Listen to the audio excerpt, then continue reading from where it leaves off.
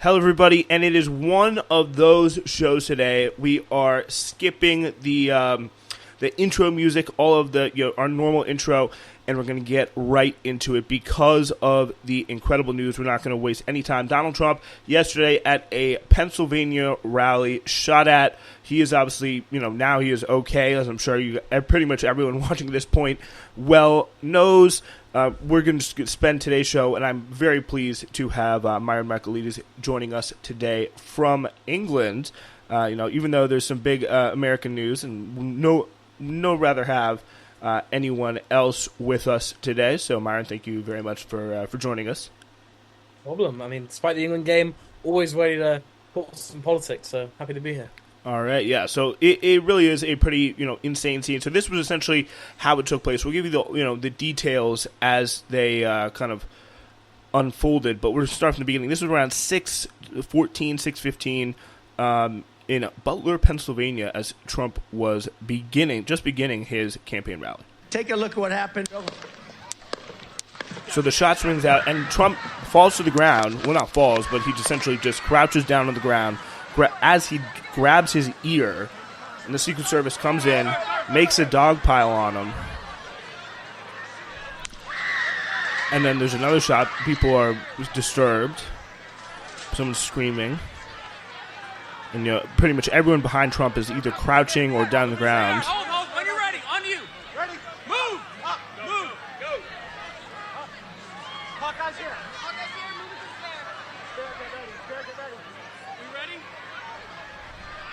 So they're, he's still on the ground now behind the podium. They're getting ready to go up and move him. Good.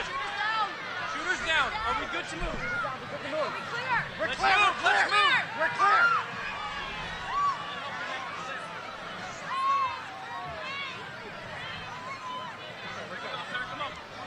Let me get my shoes. Trump says there, let me get my shoes. For some reason, I don't know what was up with that. But then he's bodyguards protecting him, forming a human shield around him, like 5 people.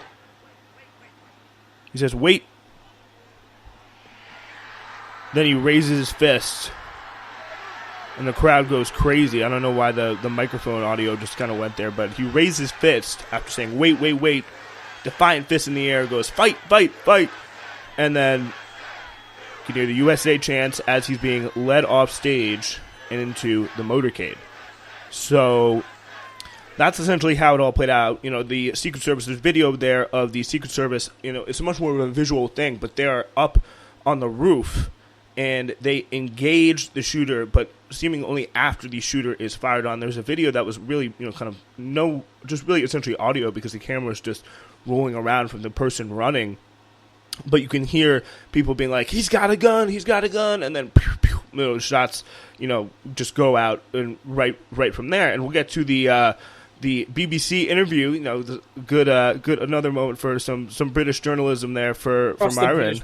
Yes, and this a really incredible interview. In just a moment, but this is essentially they have the shooter that was killed instantly by the snipers around the area, and you had the shooter's name was very generic 3 names, and I'm forgetting at the moment what the name. Oh, Thomas Matthew Crooks. 20-year-old from Bethel Park, Pennsylvania. He's been killed. Trump's fine. He's off to the RNC. But this, really remarkable events. Really, Secret Service failures abound. Especially there was only not really many buildings there. They could have swept them immediately. They were not swept, and they had, a guy up on the top there taking a rifle shot right at the former president and campaigning candidate for president of the United States. So, Myron, I'll go to you on this. What was your reaction, and how do you think it affects this race? I mean, I think my first reaction was the reaction that everyone else had, which was, across the Western world, which is, wow. I mean, I think everyone kind of knows that America is a very divided country, and obviously we know that kind of guns and gun violence is a big problem, but I think that, regardless of kind of what the kind of rational part of our brain is thinking. I think we just have a strong kind of emotional sense that a line has been kind of crossed, and kind of that, watching those videos, watching that clip as we just did. I mean, it really does look like we're watching kind of a moment in history, and I think that's captured. I think it will be immortalized in that kind of, from the bottom kind of photo of him kind of raising his fist, blood strewn across his face. Yes. With an American flag waving behind him. Again, like, really good credit, and also to the bravery of those journalists and photographers who ran to the scene and kind of, documented, this in a way that kind of, spread around the world as it should. But I think, yeah, it definitely feels like a line has been crossed, and obviously, I think the true impact we don't know yet. We'll probably see that in the coming weeks, but it feels like it will be momentous, and that this is really, even more than it was before, a turning point in, American democracy. Yeah, there's a really incredible picture by the New York Times that had the bullet just, whizzing past. You could see it whizzing past Trump. A faint white line. Yes. And there was some, speculation that, it was like a teleprompter glass, but I think that picture makes it look a lot more like, it was a bullet there that, hit him, even though it seemed like it must have been a very small graze, because you could see the wound. It looks like, it looked a lot more like glass than a bullet, but it was very, very interesting to see, what happened there. He, comes off raising his fist, but apparently did not even have to spend too much time in the hospital, and essentially got, pretty quickly checked out. Law enforcement officials on the scene recovered an AR-15 type semi-automatic rifle from a deceased white male they believe was the gunman, according to two law enforcement officials. And then the guy's name is Thomas Matthew Crooks of Bethel Park, Pennsylvania. The authorities said they were still trying to uncover his motive. And on that subject, there's been, some conflicting signs that have been, obviously speculated about online. It seems pretty clear, though, we can say that the two the two signs are he donated it. Again, it's a 20-year-old guy who's doing this. So it's, again, you're talking about times where he's 12 when Trump was elected. In 2021, when he was, I guess, 17, he donated to the Joe Biden, or as a progressive PAC on Joe Biden's inauguration day. So, people are saying, is that he lost a bet? Because on the other side of it, he's a registered Republican. So a lot of people were parsing those signs, but I think it's a very, very, unclear, because apparently all he had was a Discord account, so he can't really get into social media, see what the motive is there. But yeah, this, I think it's definitely is a really, bad sign. It doesn't help, anything or anyone, with this campaign. It really, I think, also does ignite a lot of the tensions that already are existing and very, very latent in the country, and put a scene to something that a lot of people have been imagining but never thought would happen for a long time. And that image that you referenced of him, taken from a lot of different angles, taking that moment and then raising the fist as he goes off the stage, seems like it will, go down in history as the rising moment, just before, a really, really great victory.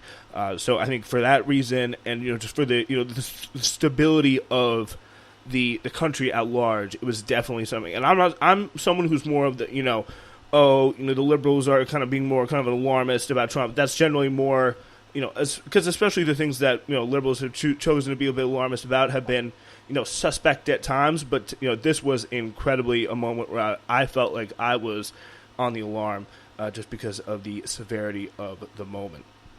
Yeah, well, I mean, I think the raised fist is actually really important. Take a look at what happened. I mean, this is to an extent me parroting a different, very distinguished British podcast as well. But I think they're right in the sense that this really does show Trump's political instinct, and even his kind of shouting of fight, fight, fight. Obviously it's kind of intelligible. Like he doesn't know. He knows as much as anyone else in that moment, but he knows the kind of emotions and words that the crowd is going to, and that the crowd kind of needs in that moment, and that really does show, some political skill on his part. I mean, I do think that, and especially from the non-American context, Mm. it does look sometimes a bit, not silly, but a bit interesting that kind of, a president being shot is being seen as this kind of exceptional moment in American history when, Yeah. American history is full of political violence and gun violence, and especially gun violence against presidents or presidential candidates.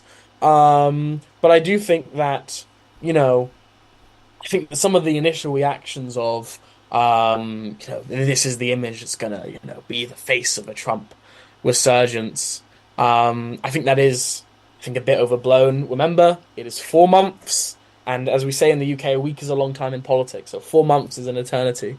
And I think that, often when you look at kind of political assassinations in the past, when Reagan was assassinated, there's a lot of comparisons to that being made, but he was president, and so there was more of a rally around the flag effect, and even that Mm. really dissipated only after a month, after 3 months, I think, and it's again 4 months until the election. So I think it will definitely, people who are going to vote Trump are definitely going to vote Trump now. It is definitely Yeah. consolidated those people, especially in swing states like Pennsylvania. But I think that, what I think a lot of Dems have been kind of often kind of missing, which is that if you look at the polls, still by the margin of error, still a hyper intensively close race. Mm.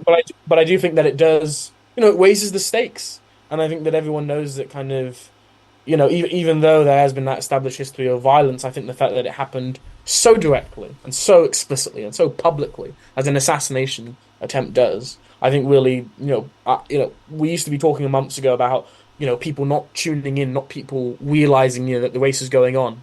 I think as more and more of these events happen, I think that's less and less of a concern.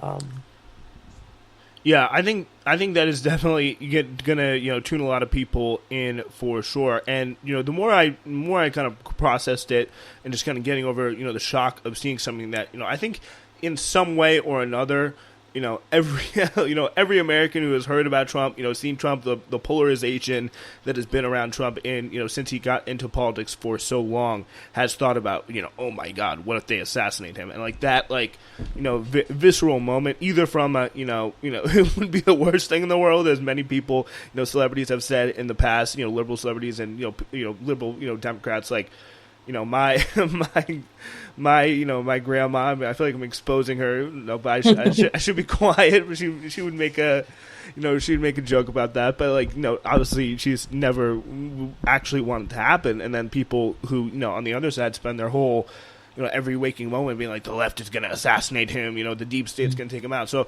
yeah, that definitely does paint such a visceral image. But I think it's kind of the competing realities of America in my mind, just the kind of, just when you think it's about to go crazy, everything kind of seems to go back to normal, and then just when you think everything's about to normal, things really go crazy. And I think it's just like, wouldn't it be so perfect if he gets maybe a 2-point bump in the polls from this, and then it just dissipates by September and people forget about it. And I think that, just given how committed people are to either anything, I think this probably scared a lot of people both ways. And the more I envision that, I do see maybe he's ahead. Sometimes I think the polls we've seen up to this point have been they're essentially trading off +2, -2 leads nationally. yeah. In the swing states, it's a bit of a different story, but maybe it goes to all Trump +2 for a little bit, and then it goes back down. So I think the more I do start to come around to that point of view, is that it may be something that just gets metabolized, because everything gets metabolized throughout the day. So why can't this? Yeah, and I think actually, again, obviously, maybe this is too soon for the American audience, but I think that I think one of the really interesting things actually of this was going a bit to kind of the Democrats and Biden's side of this is, Mm. for the last couple of weeks, people have constantly been saying this line of kind of, well, the problem with Biden is that every word he says, every speech he does is under this microscope, right? It's always going to be scrutinized and really kind of focused on. And then when Biden did his press conference immediately after the shooting, that kind of didn't happen, right? Like if you look at kind of news coverage of the shooting as a whole, his press conference isn't kind of scrutinized. It's kind of almost glossed over. They say it happens. They said he had a call with Donald Trump, but apart from that, there's no sort of, it was not treated the same way as, say, the NATO press conference was. And I think that what that says isn't necessarily a point about Biden, but as much as a point of what you were talking about, of how kind of what a day ago was all, if we had done this podcast a day ago, this, Biden and the press conference and whether or not he's going to get kicked out would be the top line. And yeah, now, that's why I plan to have this podcast and have you on. Yeah, exactly. But now, it's down to like third billing, like when you announced it at the beginning. Yeah. So I think it does show, in many ways, the polling is very stable, but that also kind of means that the actual events of the election can be very volatile, and how they matter can be very volatile as well. So I do think that I'm part of, as they say on Twitter, the Nothing Happens Brigade. I'm a proud member. Me too. Yeah. But I think that might be. I mean, obviously, again, we'll have to see, because the polls. We're only going to see the polling impact of this, a week or 2 weeks from now. Yeah. And that'll also be muddled by the convention as well. So we'll probably never truly know how this affects American voters in an isolated sense. But I think that. I think that in order to have kind of a post-assassination attempt spike, you need a very volatile electorate that just doesn't exist in America at the moment, I think. But Yeah. It's definitely like there are definitely some kind of swing groups that a lot of people are looking at, and definitely I think a big problem for the reason why we see Biden down is just problems he has it having connecting with the base as well in terms of driving up those numbers, but. I do want to get into the the Biden stuff for the moment, but yeah, I definitely think that the volatility is definitely something that a lot of people do overhype, and I think that's where it is there in a certain sense, but it's also not there, and the volatile isn't changing allegiances very easily, because you will have definitely people getting more driven to up the ante in both kind of partisan sides. In terms of the people that are, the most committed to this, a lot of people, there's also a lot of people, don't pay attention, and then they could be, motivated to, support Trump. I think it's definitely a conceivable scenario where they see, someone, your average person who works 40 plus hours and is just not looking at the news all the time, talking about it like we are, is going to look at that and say oh wow, he's a real gangster. I'm going to support him. And then, did you see the Forbes article that was written about how this might? Yes, I did. Because he caught a stray, that will allow him to appeal to America. Yeah. He's officially 50 Cent now. He was shot 9 times. And get the White House or die trying. That's exactly how it is for. I think that's definitely something that could exist. It for sure. In terms of people, that little bit of support. But I think much, much, much more likely is the thing that, it drives people more into their sides, the Trump side, but also, all the people who are out there saying it's staged. But I think, now that the Trump side has been aggrieved, it's going to be, interesting to see what, threat, if any, they may pose. How do you assess that? I mean, I agree. I mean, I think that my kind of, personalized take is that I think a lot of people are saying that this is going to hurt Biden. I think it probably will in the short term, but I also think that in the longer term, the big argument against Joe Biden has been basically that Joe Biden ran on the ticket of normalcy, right, in 2020, and that the world hasn't gotten more normal, it's gotten less normal.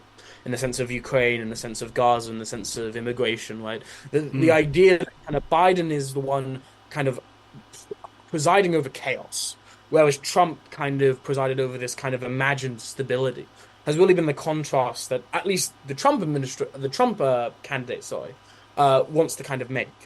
And I think that, I think people will see, the photo as we were discussing, and people will kind of, very possibly could just see it as, the strong man standing up to kind of, the chaos of the Biden administration.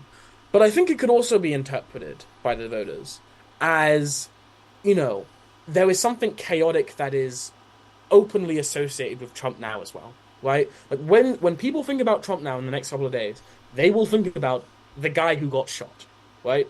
That'll be, that'll be the forefront of their minds. And I think that will make it just a bit harder to make that kind of stability versus kind of chaos message.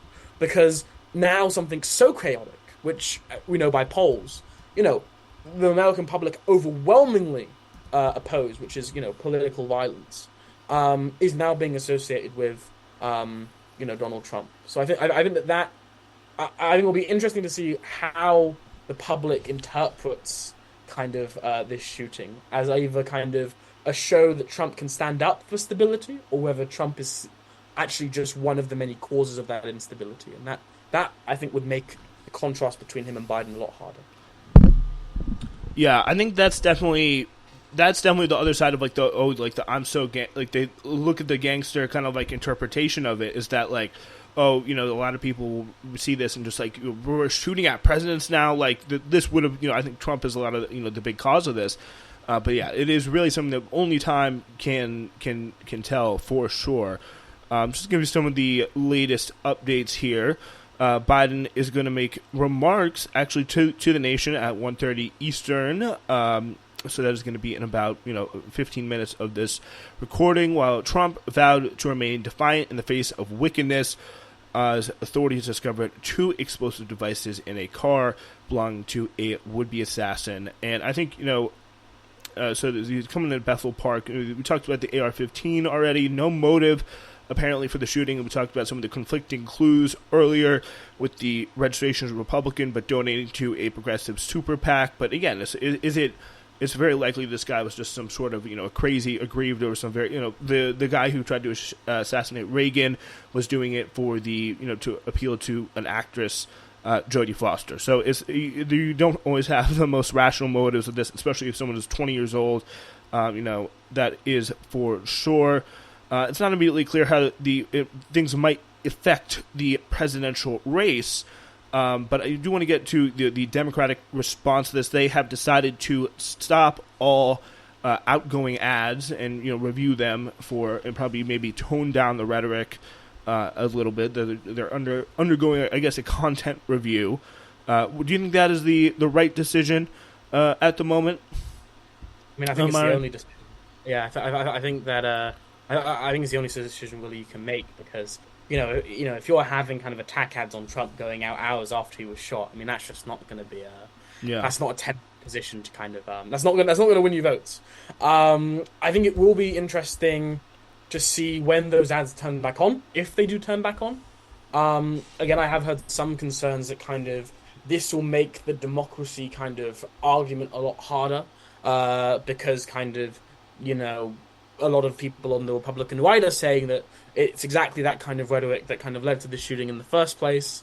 Again, I think as what you said about kind of this guy probably just having more personal motives means that factually isn't the case, but whether or not that gets taken to heart by the American public, again, is something that we'll have to see about. But I think that, again, if the Democrats can work this shooting when it's appropriate to, I don't think they should do this immediately. I think they should definitely turn it down for today, probably the day after. But I think if after the convention they can actually tie this shooting to a kind of chaos that Trump can bring back, if it maybe not explicitly but subtly, I think that actually, again, they can actually weaken that contrast. So I don't think that it is inherently going to be kind of a bad thing for Biden. I think a lot of people are saying it will be. I think there are potentials, but it always is going to be based on whether Biden can grasp that message, communicate that message in a way that people understand, literally and metaphorically. It looks like, but no, I think in the short term, I think pulling those ads is probably the best thing that you can do. Yeah, I think it's definitely safe, for the moment. But then there always is the risk, I think, with the Democratic Party of maybe turning them back on a little bit too late.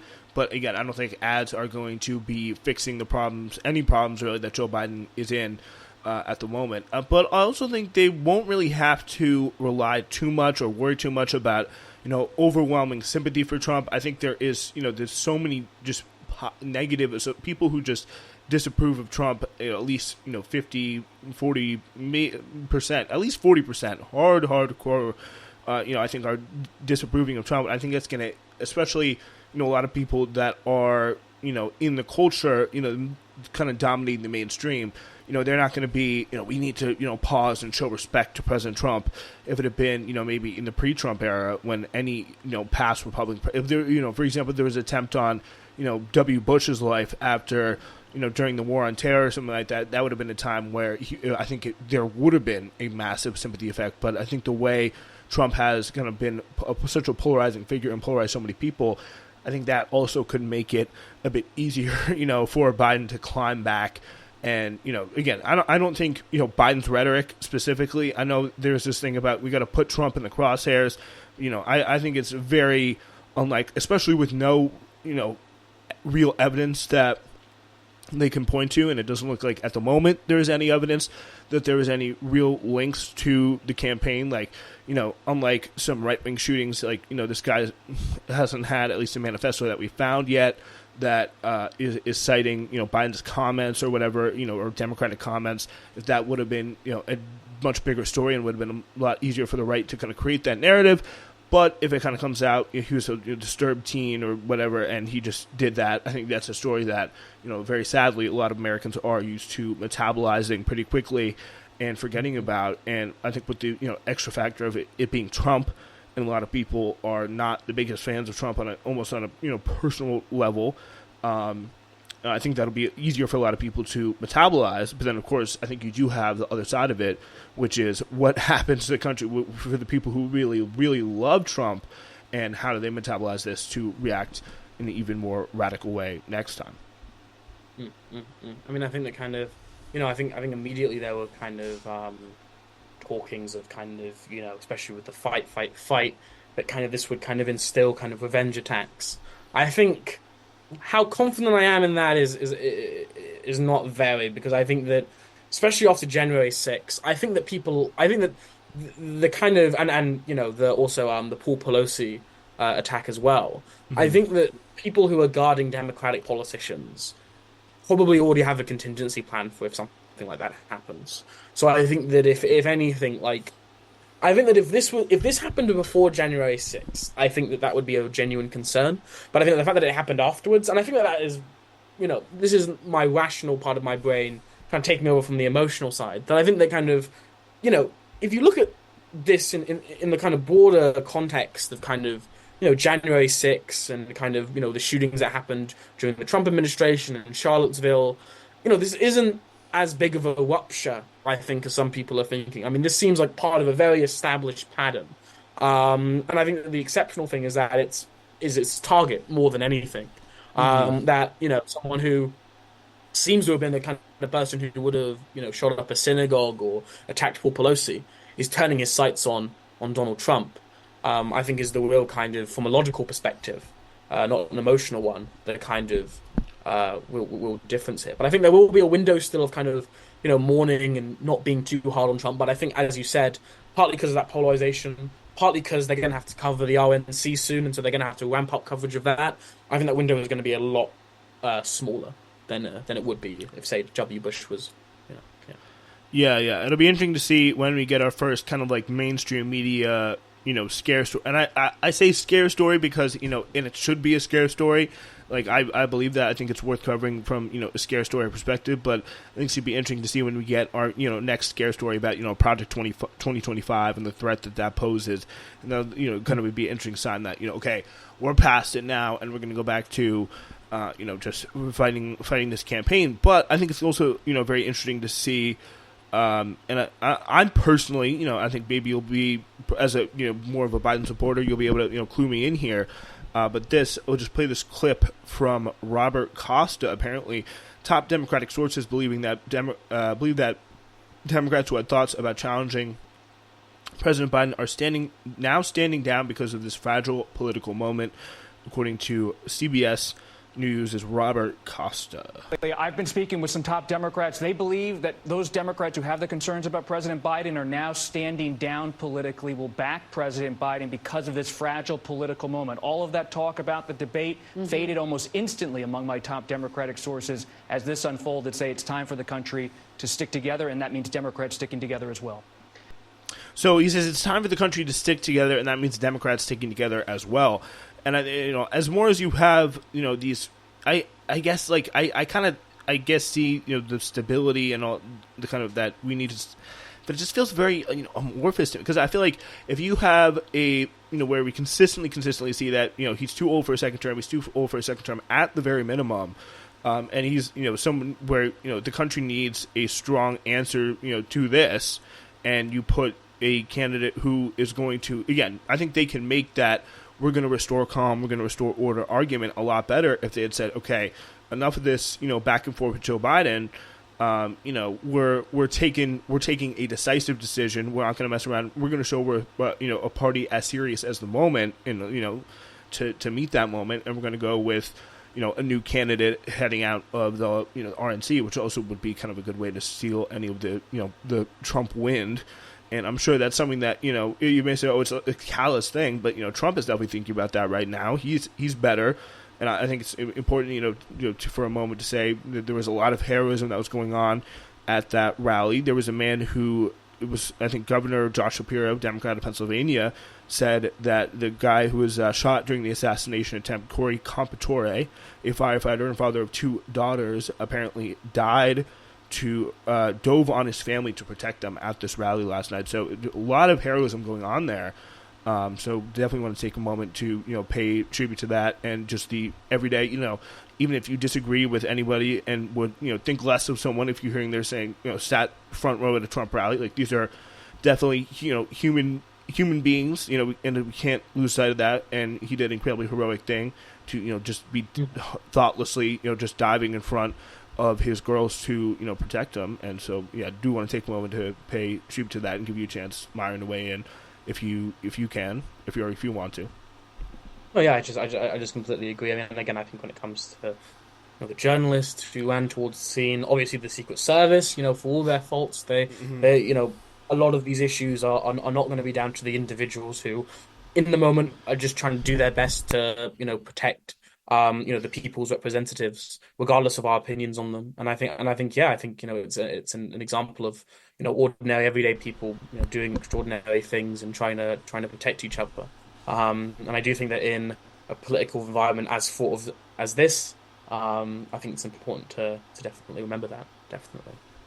Yeah, and it's always very important, I think, to look at that as a sign of hope for the country and unifying no matter what happens. But in terms of how to handle the situation here, I think that there is it's definitely a case that I think they can make the Democrats a lot stronger, because this, I think it will begin to fade away, but we will have this kind of urgency of the moment. And the national security and all that coming into play, and I think they could really make that argument better with another candidate. I definitely don't think this is really a cause for the debate and the issues to be stopped. When I think there's still with Biden is a very underlying issue there. I'm sure, Myron, you will help me see the logic in this and where the Democrats are coming from on this. The light, sadly. The coconut has fallen from the tree, and that unburdened from what has been, it is unlikely that Biden will be replaced. Well, I think that from a British perspective, it has been very interesting, because we have a parliamentary system where MPs can actually come together and kind of kick out a prime minister, and it's been for me, it's been very interesting, kind of seeing Senate and House Dems kind of do their best kind of live action role play of kind of the 1922 committee. Yeah, we need a Sir Graham Brady right now to take charge. Exactly, kind of putting on their best like Sir Graham Brady accent and kind of trying to kind of be this kind of this kind of parliamentary kind of push out of leaders, which really isn't possible in the American system. I mean, regardless of kind of what people do, at the end of the day, it is going to be Biden's decision, because the way the Constitution is set up is that the president is insulated from the other separate branches of government. But I think that even before this, that debate was already kind of running on borrowed time, because you had the certification of Joe Biden as the candidate to get on the Ohio ballots. You have the RNC coming up in a couple of days, so it was always kind of big stuff kind of needed to be happening basically now, in order, in my opinion, for anything really substantial to happen when it comes to changing the nominee. Now, maybe I'm wrong on that. Maybe those arguments will come up, especially kind of as kind of the RNC kicks off. But I also think that, and I agree with you that kind of an argument could be made that in the interests of kind of, facing off against this now emboldened kind of Trump, you need a new person with a fresher face. But I think that what we've seen here, especially with all the kind of private briefing, is that Democratic politicians are going to take the path of least resistance. And I think the path of least resistance in this situation is to kind of, stand down and rally around the flag. And so you have someone there and a united party to kind of criticize Trump as the RNC is going on.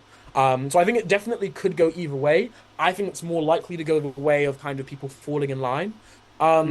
Which I think is...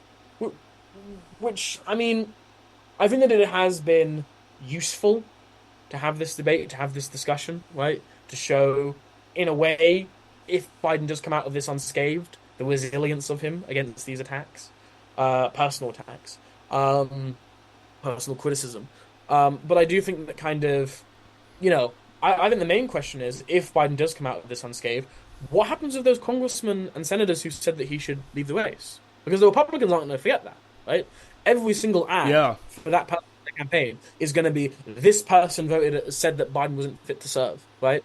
And I think that is really the worrying thing. And that was what was actually making me, before this, kind of more open to the idea of kind of Biden being replaced, was because that kind of, being good in polls is one thing, but having a united party to actually fight for you is another. And I think that, regardless of whether there is a replacement or not, I think that, at some point the Democratic Party is going to have to pick itself up together and unite itself again, and deal with those kind of criticisms that are going to come from the Republicans of being a divided party.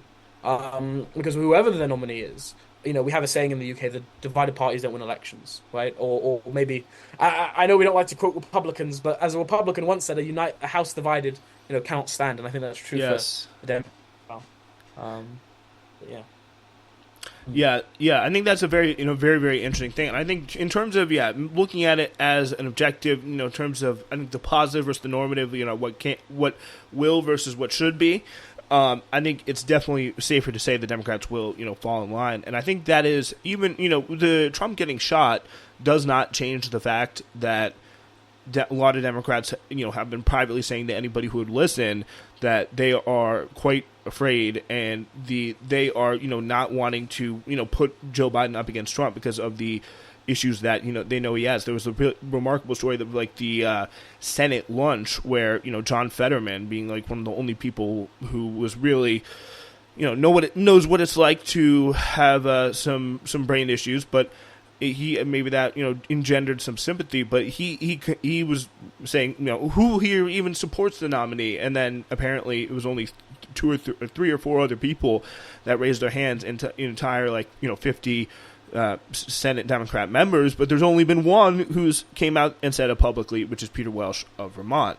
So I think that especially with the Biden with the Trump shooting, you're absolutely right. I think it completely gives them a chance to take the path of least resistance, to say, we need to just, stand together, and just like, it's just like they've been, almost, it's like they're just holding on to this idea of like, maybe we can do something. Like, I know this is so bad, but it's so hard for me as a Democrat. Just, that remarkable quote that I think you just have framed of, they leaked to this reporter, about, this state Democratic Party chair saying, I wish I was more brave, this kind of just like, the cowardly Lion, the Wizard of Oz type, like just demeanor towards, politics in general. I think they definitely do have that, and then they were just looking for that excuse, and the Trump excuse was like, oh, this is too crazy, okay, we have to forget about this. But it's like, I think that is really going to give them, or just put them in a bad position going forward, because they, at some point, especially when this, this moment calms down and this moment passes, comes out of the mainstream, then it could be around September where his second debate doesn't go so well, or, one moment where this issue inevitably, because, time marches on, people get older and older, this moment inevitably comes back again, and there's going to be a bunch of people who are like, how do we continue to let this happen when we saw the first debate, when we knew all this stuff was going on? And I think the guy in Maine, Jared Golden, who's in that Maine second swing district, who's saying, I think we're really having an issue about our credibility here as a party. I think like they are really leaving that up to chance because they have not found it within themselves to take that drastic action, to be brave, to be bold. As you say in the Conservative Party, to get those men in gray suits to come in and in sound like at least for the good of just preserving the party and taking it back from a course. I think the elites have put the party on this course of the party, the so-called elites of the Democratic Party. And I think they put themselves in this position where only they can reel it back from the brink in terms of self-preservation, in terms of national preservation. So I think it definitely is a very, very dire situation that is I think it's even more relevant now personally, but I think it's not going to look good when this moment passes and still and it inevitably resurfaces.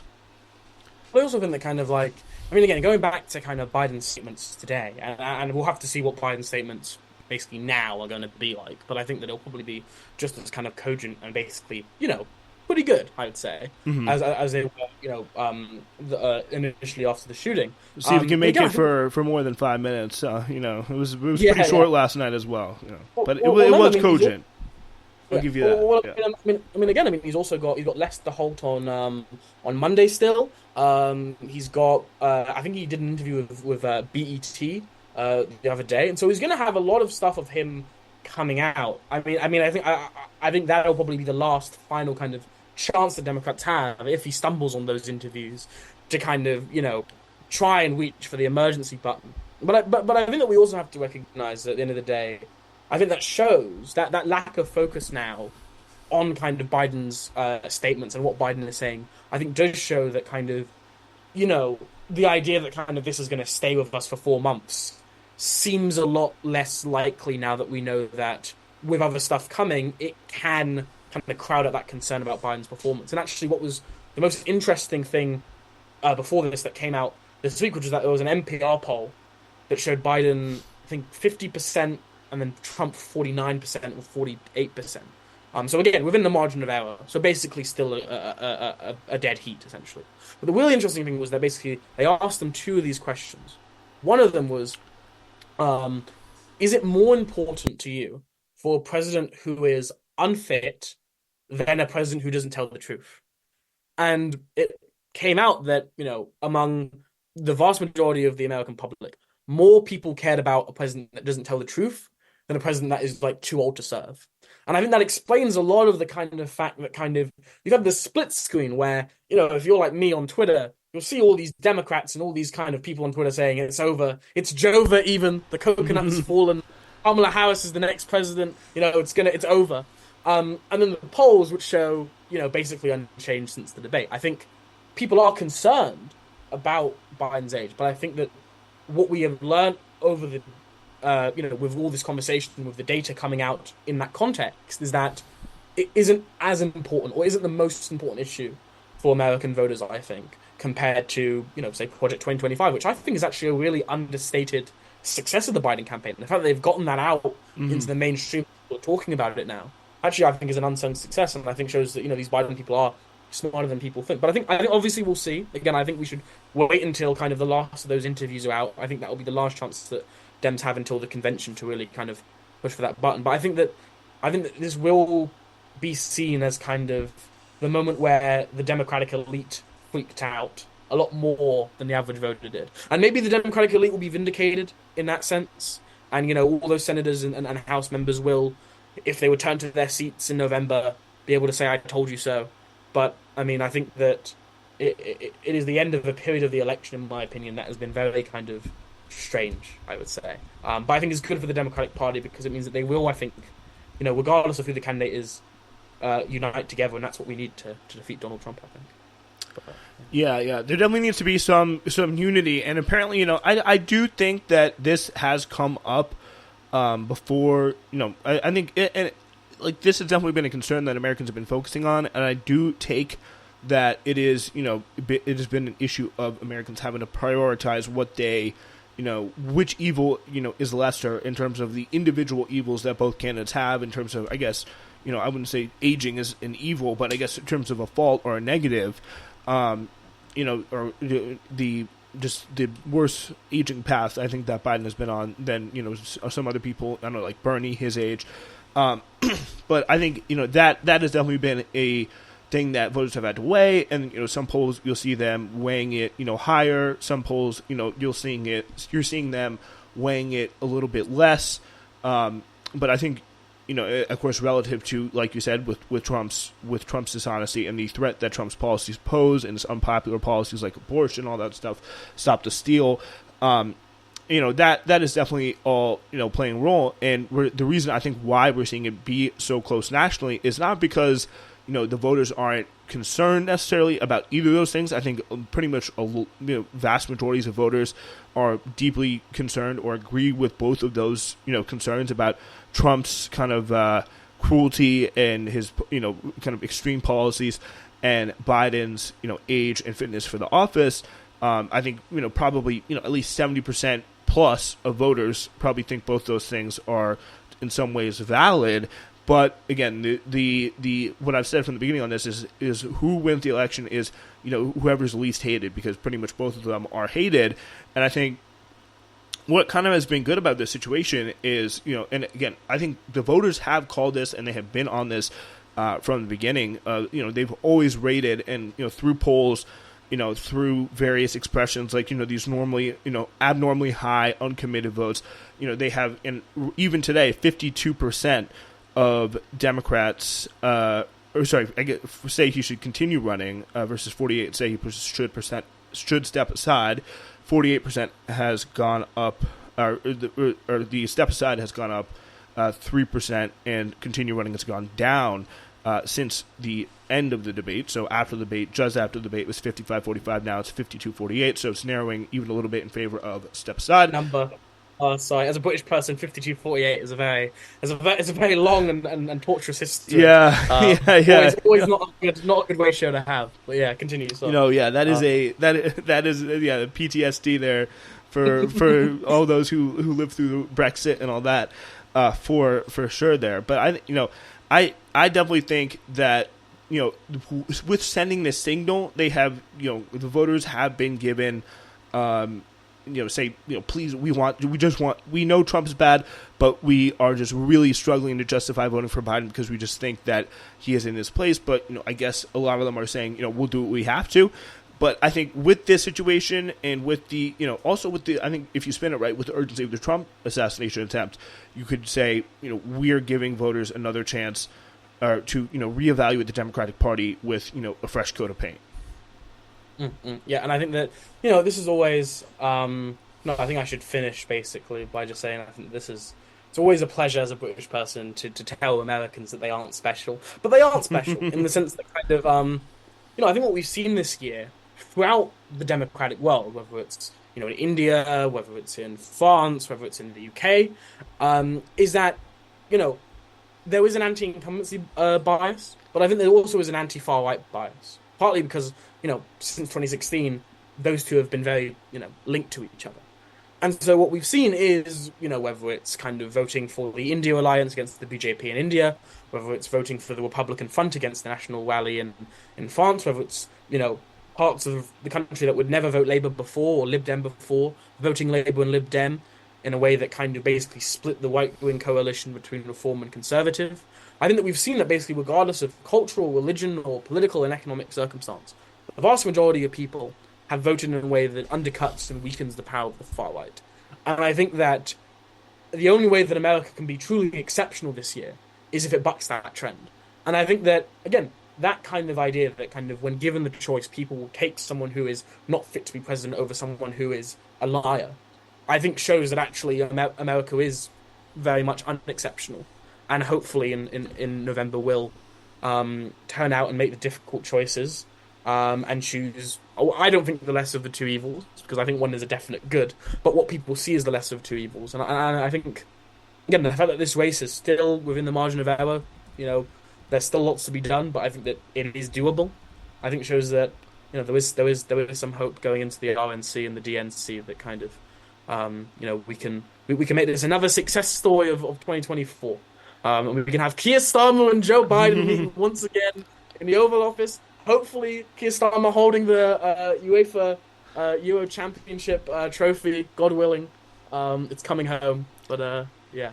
So do you have to now go get ready for your pre-game watch party, or?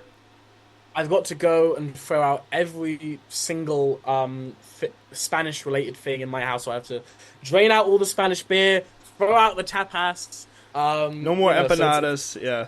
No more empanadas. No more Mexican food is alright. We can class it as Mexican food. Okay.